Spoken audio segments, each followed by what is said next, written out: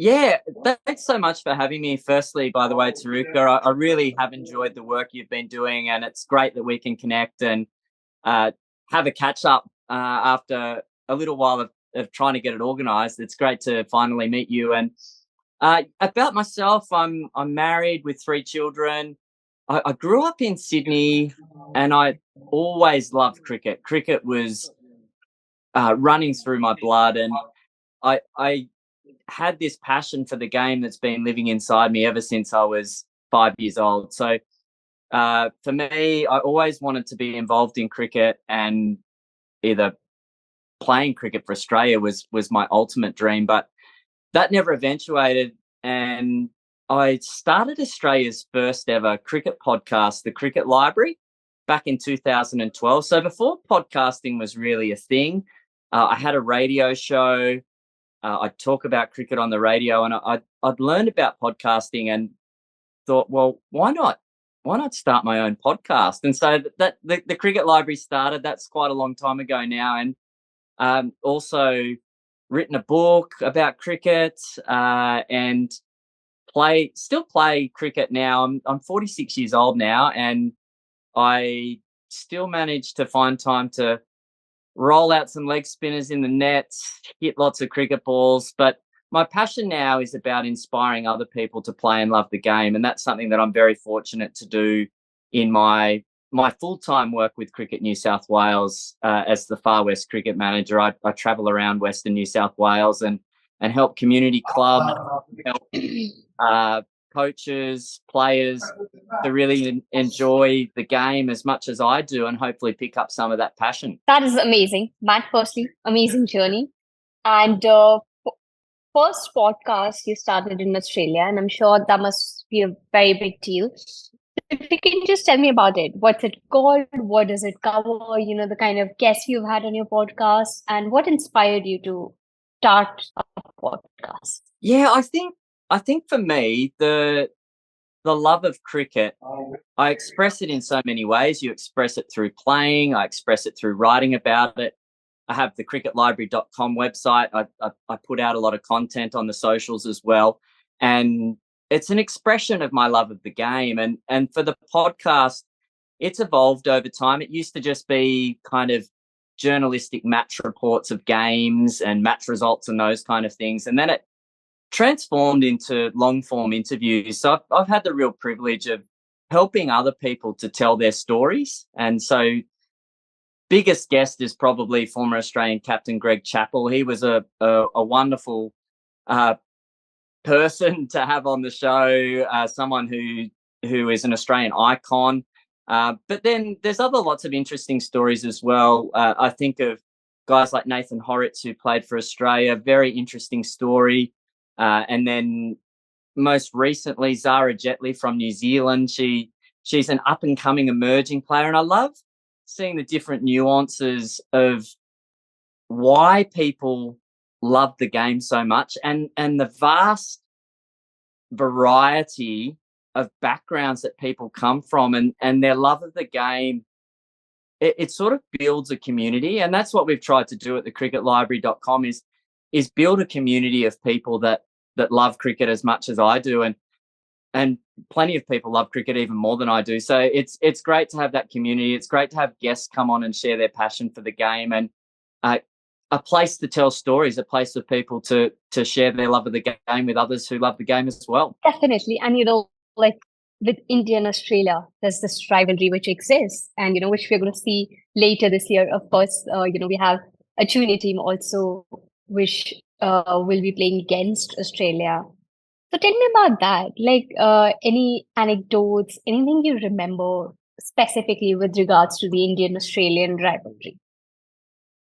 There's been some great rivalry over this. The tied Test match is one that comes to mind, where that was absolute pandemonium. That game, probably one of the most iconic Test matches you'll ever see.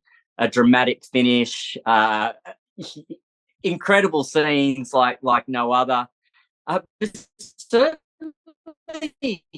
certainly growing up in Australia, when Sachin Tendulkar first toured in 1991-92, to see him as a young man for the first time, and we knew we were watching something really special, and to see how that career evolved and the obvious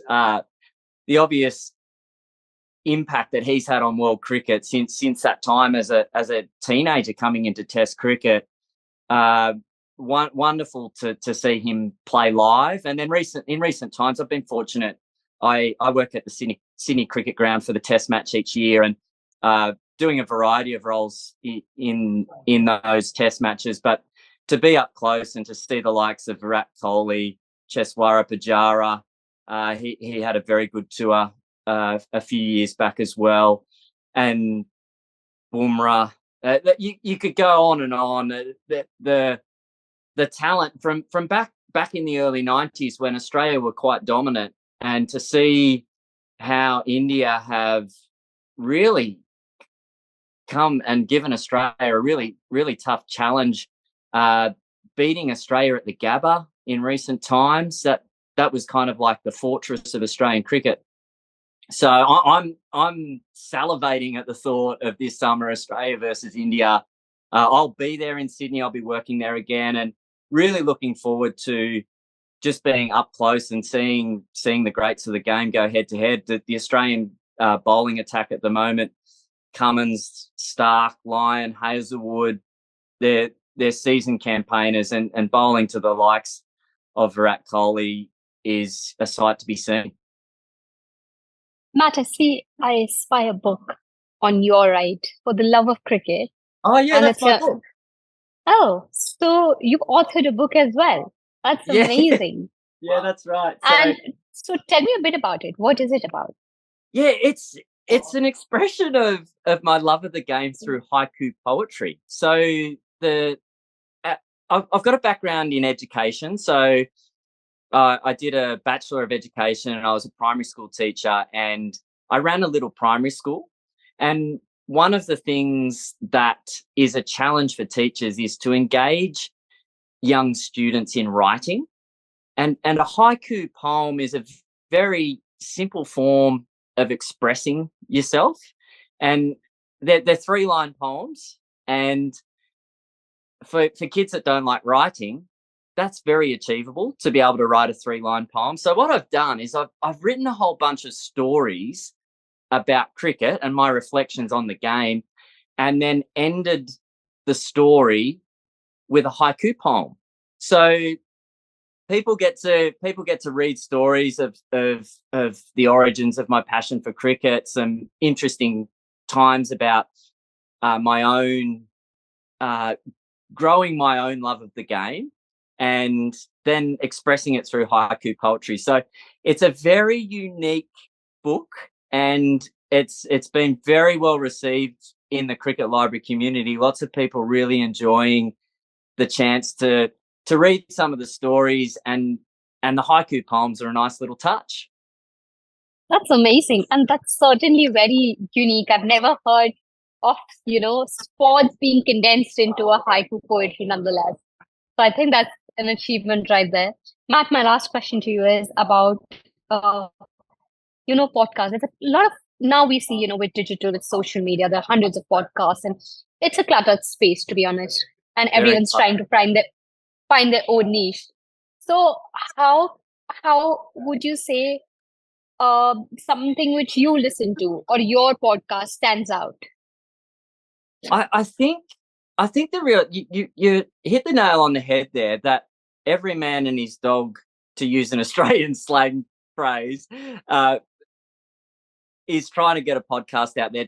Everyone's trying to vie for attention, and I think the people that get the most attention are the ones that are authentic. And my podcast is an expression of who I am, and my love of the game comes through very naturally in who I am. So I just get to be myself on the podcast, and I get to help people share their stories.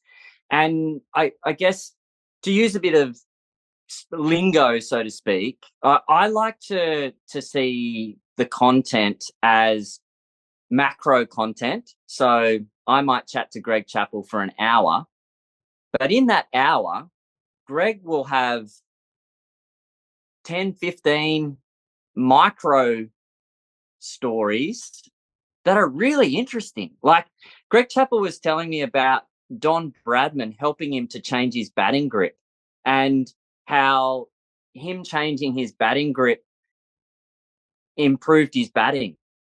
And so that's a whole story within itself. And so you then go and share that story about Greg Chappell changing his batting grip after a conversation with Don Bradman, and people go, "Oh, that's really interesting. I wonder what he did there. How did that happen?" And Greg tells the whole story about how that happens in the longer chat.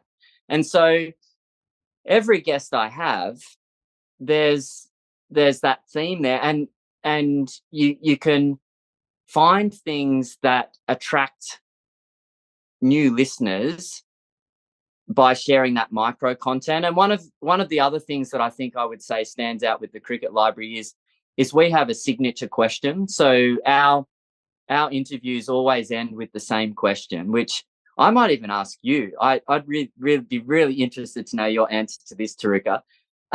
If you could invite 3 people to the cricket net, and we're saying the cricket nets here because Cricket Library people love cricket, and we love hanging out at the cricket nets. It doesn't have to be cricketers.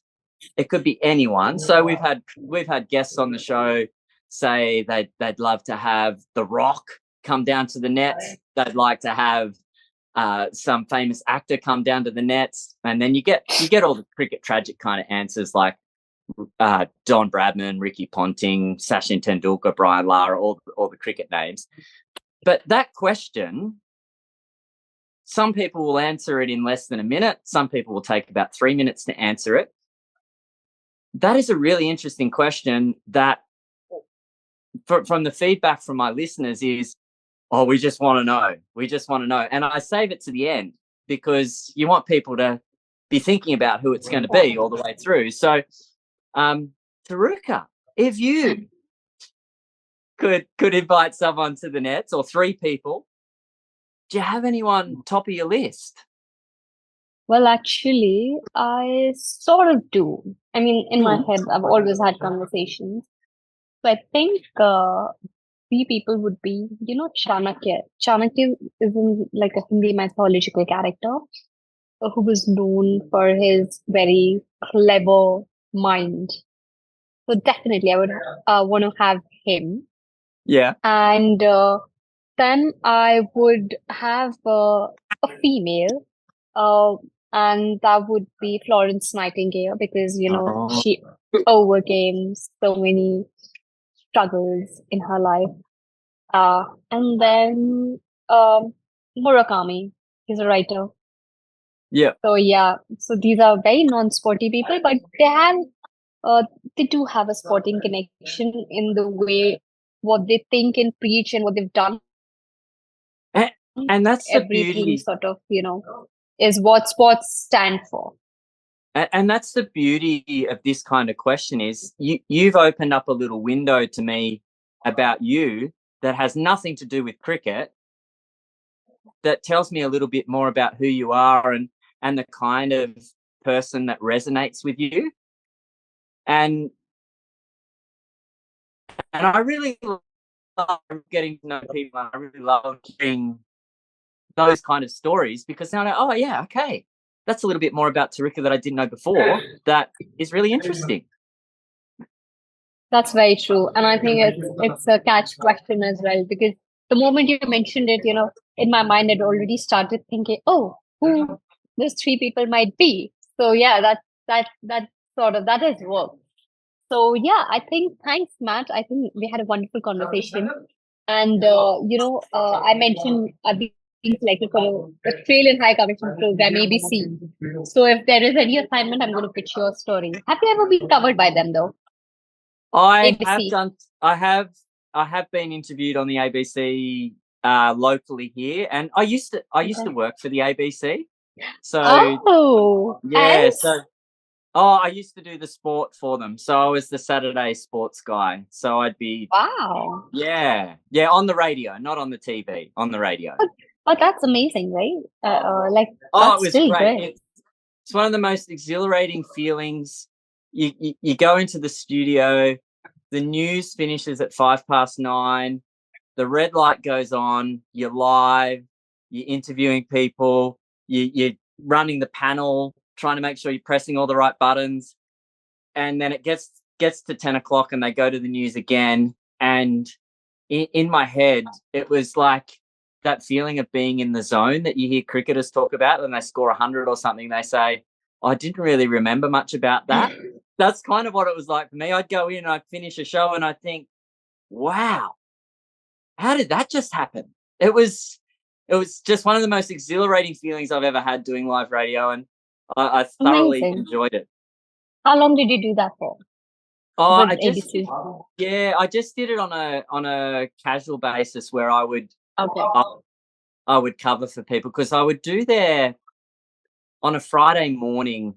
I would do like a 10-15 minute slot where I was the sports guy that they would ring up, but then I'd do the full show on Saturday morning. So would have done that over a 3-year period. So yeah, lots of fun. Super fun. It was, I'm sure. Thank you, Mike, for taking our time. And it was lovely speaking with you. And yes, I might just pitch you for any of my assignment with ABC. Yeah, and can I say to you, keep up the good work. You are doing Thank you. magnificent job. Got great connection with your guests, and I would encourage you to keep pursuing the next thing that you're working towards. Thank you so much. Thanks, Matt. Lovely talking to you. Bye-bye. You too. Bye.